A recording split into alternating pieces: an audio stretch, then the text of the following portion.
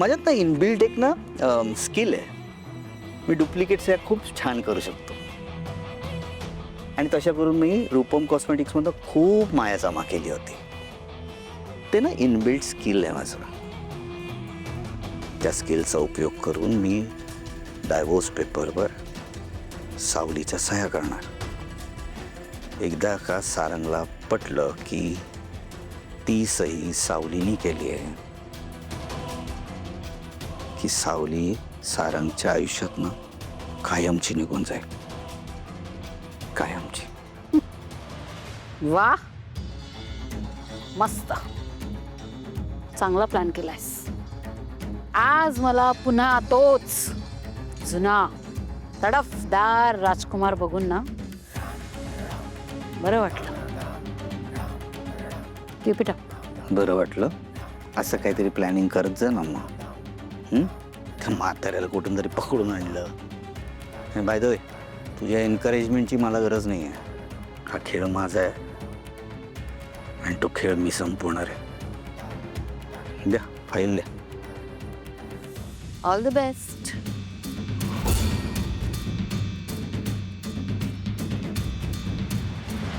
Phone उचलत नाहीये.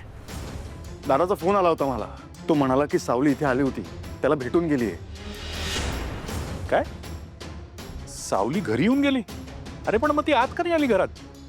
आणि आपल्याला कोणाला हाकही नाही मारली तिने? इगो, अहंकार, ती नाही येणार परत या घरात. जाताना वर तोंड करून सांगून गेली ना. याच दारात उभी राहिली होती. म्हणाली या घराचा उंबरठा मी परत ओलांडणार नाही. हो ना? नाही येणार ती. हे बघ, मला वाटतं सावलीचा राग शांत झाला ना की ती येईल घरामध्ये. शेवटी तिचंच घर आहे ना. दादा, काय झालं? सावली भेटली ना तुला? काय बोलली ती? ऐक ना, मी तिला खूप समजवण्याचा प्रयत्न केला पण ती समजून घ्यायलाच तयार नाही. रागामध्ये एवढा कडेलोट झालाय तिचा की एवढा टोकाचा निर्णय घेतला तरी माझं काही ऐकूनच घ्यायला तयार नाहीये ती. काय टोकाचा निर्णय काय घेतलाय? काय बोलली ती? 5 तास तिला समजवत होतो की बाई जरा माझं ऐकून घे. सारंग आत्ता बाहेर गेलाय, तो आल्यानंतर तुम्ही बोला ना. हा बाबा, म्हणजे बसून एकमेकांच्या समोर बसून प्रत्येक गोष्टीचं सोल्युशन मिळतच ना आपल्याला. ती ऐकून घ्यायलाच तयार नाही रे. तुला फोन करतो तो तुझा फोन लागेना, नेटवर्कच्या बाहेर असशील. मग ती वैतागली आणि मला म्हणाली ही फाईल तुम्ही ठेवा आणि निघून गेली. फाईल? कसली फाईल?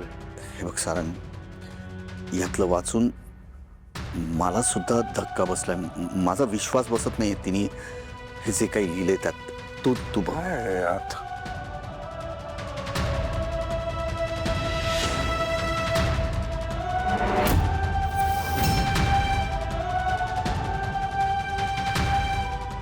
हे शक्य नाही आहे दादा. नाही हे नाही होऊ शकत असं. काय आहे काय त्या पेपर्स मध्ये? हा, सावलीने डायव्होर्स मागितलाय सारंग. काय? एक सेकंड दाखव मी. ती म्हणाली माझी चूक नसताना या घरात माझा अपमान झाला. जिथे माझा नवराच माझ्या अंगावर हात उचलतोय त्या घरात मला राहण्यात इंटरेस्ट नाही. त्याच्या आईने माझा अपमान केला तरी तो माझ्या बाजूनी खंबीरपणे उभा राहिला नाही. अशा माणसाबरोबर तिला संसार करायचा नाहीये सारा. जो माणूस स्वतःचे निर्णय स्वतः घेऊ शकत नाही, आईच्या पदराखाली कायमचा राहतो, अशा माणसाबरोबर कुठलाही संबंध तिला ठेवायचा नाही.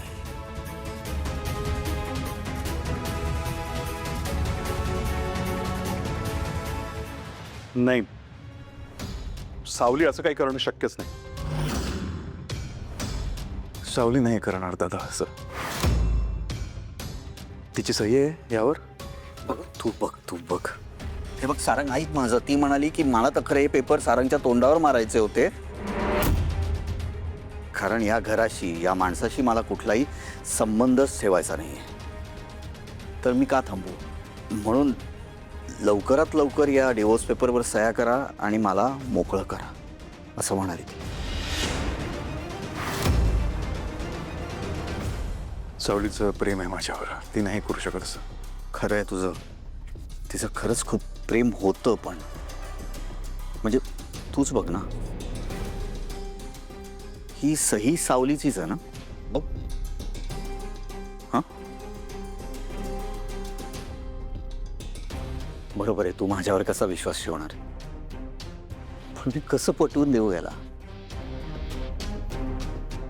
आउटडोअरचा जो CCTV फुटेज आहे त्याचा ॲक्सेस आहे ना तुला? चल चेक कर ना प्लीज प्लीज प्लीज कर ना. मी तुला सांगतोय म्हणून कर. कॅमेरा टुक हा टुक.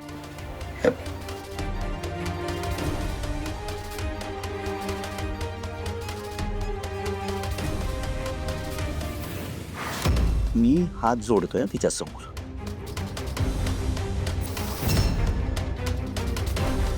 दाखव. मागे मागे थोडस.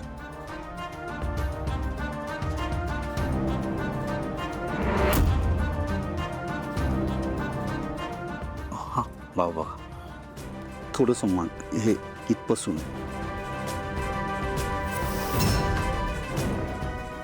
नाही, हे खोटं आहे. बस बस झालं सारंग, आता नाही. या मुलीला आपण माफ करायचं नाही. हिच्यासाठी आपल्या घराचे दरवाजे आता कायमचे बंद होतील ना, कायमचे. तुला हिला आपल्या घरात घ्यायचंय? या पोरीला जिनं तुझा माझा आपल्या घरच्यांचा आपल्या घराण्याचा अपमान केला, त्या पोरीला तुला घरात घ्यायचंय? हो, नाही घ्यायचं. सावलीवर खूप प्रेम केलंय मी. माझा एवढा तिरस्कार करते ती. आईचा पण अपमान केलाय तिने, माझ्या प्रेमाचा पण अपमान. हे शक्य नाही आहे. सारंग,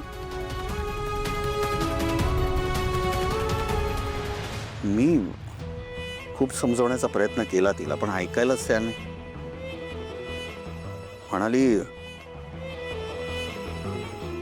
म्हणाली तुमच्या आईनी माझा घोर अपमान केलाय. आईच्या वतीने मी माफी मागतो. तीच मला म्हणाली की अहो सारंग सरांनी आईची निवड केली ना, मग याचे परिणाम तर भोगावे लागतील. मी जो काही निर्णय घेतलाय त्याला फक्त आणि फक्त तिलोत्तमा मेंदळे जबाबदार आहे. त्यामुळे यापुढे मेंदळ्यांच्या लोकांशी कुठलंही नातं ठेवण्यामध्ये मला रस नाही.